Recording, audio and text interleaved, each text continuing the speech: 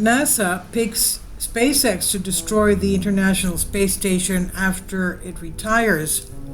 I wonder why they don't just sell it to somebody else.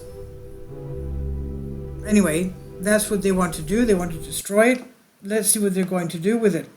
NASA on Tuesday said it had picked SpaceX to build a vessel to carry the International Space Station back through Earth's atmosphere and onto a final resting place in the Pacific Ocean after it's retired in 2030. Elon Musk's company has been awarded the contract with a potential value of $843 million to develop and deliver the spaceship, dubbed the U.S. deorbit vehicle.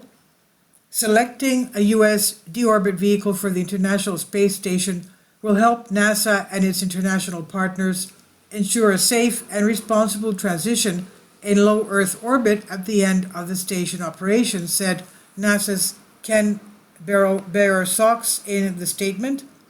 NASA plans to take ownership of the spacecraft after SpaceX builds it and control operations throughout the mission. Weighing 430,000 kilograms, that's 950,000 pounds, the ISS is by far the largest single structure ever built in space. Based on past observations of how other stations such as Mir and Skylab disintegrated on atmospheric re-entry, NASA engineers expect the orbital outpost to break up in 3 stages. First, the massive solar arrays and the radiators that keep the orbital lab cool will come off, and then individual modules will break off from the truss or the station's backbone structure, and finally the truss and the modules themselves will tear apart. Much of the material will be vaporized, but large pieces are expected to survive. For this reason, NASA is aiming for the area of the Pacific Ocean called Point Nemo, one of the most remote areas of the world and known as the graveyard of satellites and spaceships. The first segment of the ISS was launched in 1998, and it has been continuously inhabited by international crews since 2001.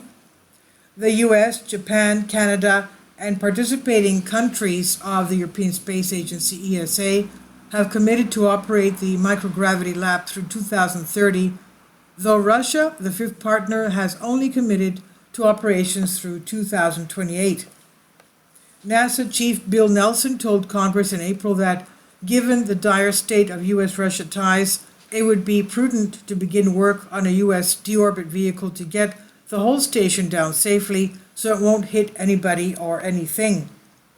Several companies are working on commercial successors to the ISS, including notably Axiom Space and Jeff Bezos' Blue Origin. This is by Agency France Presse on Science Alert. Please leave your comments, and thank you for your support. Please support my Patreon account. The daily posts are 5 videos daily, and they are totally different from what I have on my YouTube channel. Thank you so much for your support and that you find all my content so interesting. You'll find the Patreon account details in the description box below.